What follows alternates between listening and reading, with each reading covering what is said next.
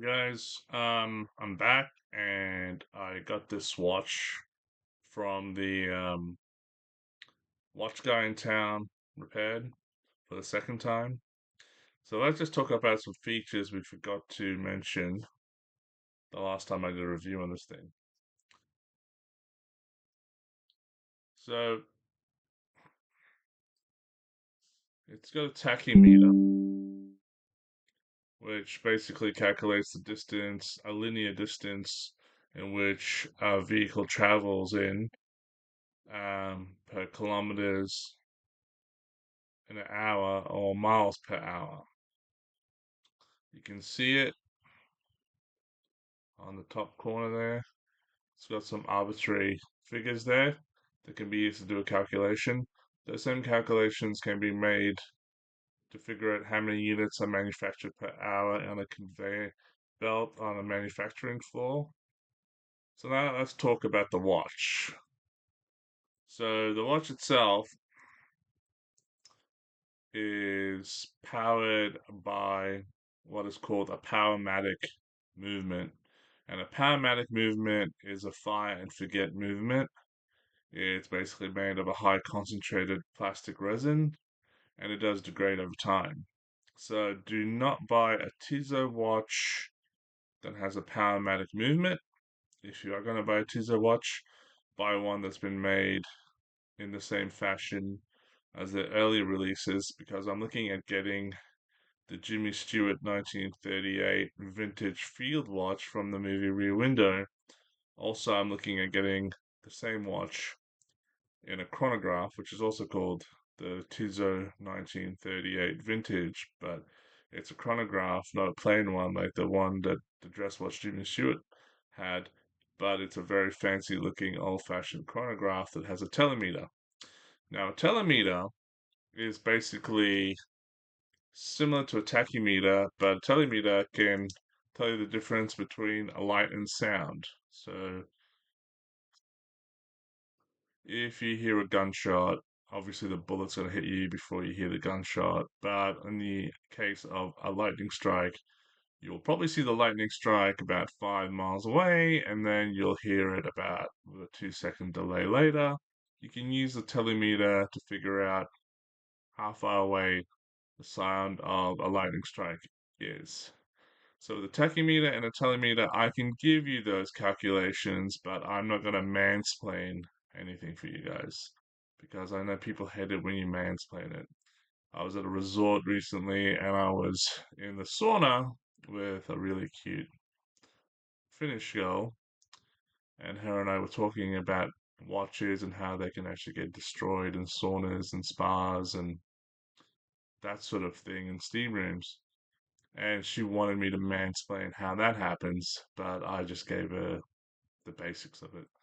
So we'll do a video on that as well because it has happened to me once with my tag watch about what you have to be careful about when you're going into um a steam room or a spa or a sauna or even a pool, which is the case that I made.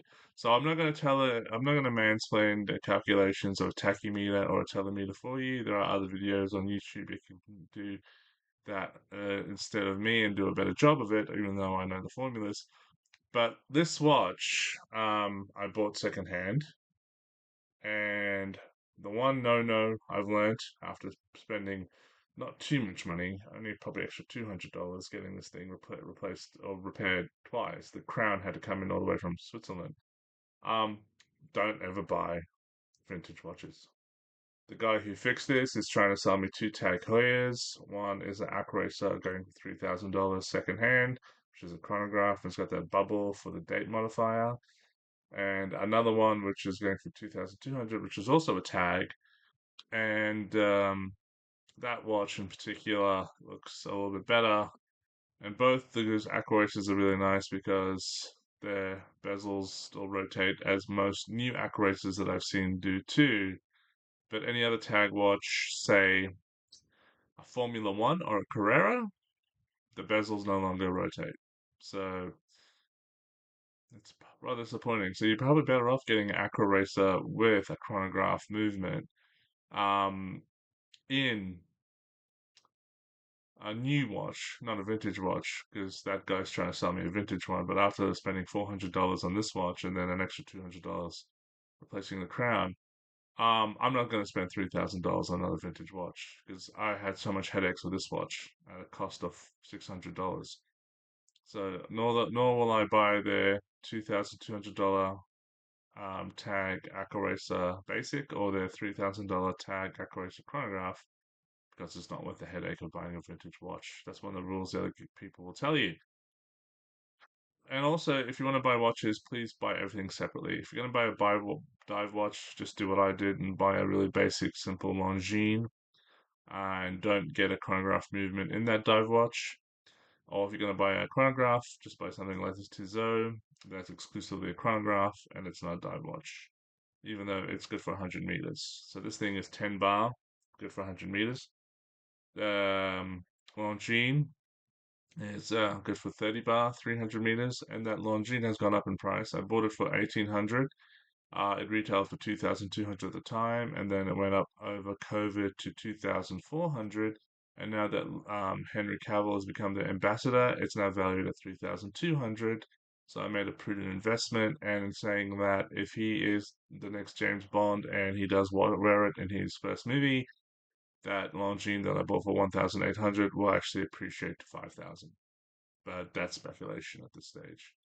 I hope I haven't mansplained this for you because I don't like mansplaining, even when people like that girl in the sauna asked me to mansplain about the issues with steaming and fogging and the crystal of a watch. I just hope this was informative. So, thanks for watching this video. Please like, share, and subscribe, and I will update you with what went wrong on that tag watch in a very lukewarm swimming pool in the next video.